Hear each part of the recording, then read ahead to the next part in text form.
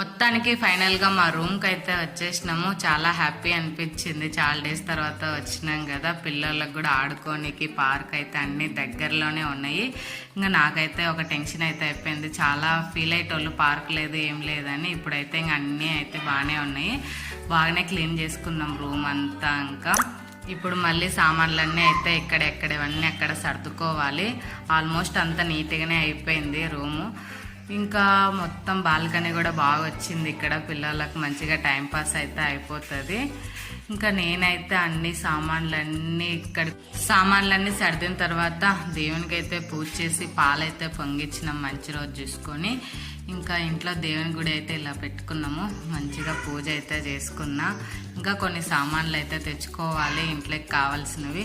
పిల్లలతో అయితే వాళ్ళు కూడా మంచిగా హ్యాపీగా అయితే ఉన్నారు. ఇక్కడికి వచ్చినాక నాకు కూడా చాలా హ్యాపీ అనిపించింది రూమ్కి వచ్చినాక.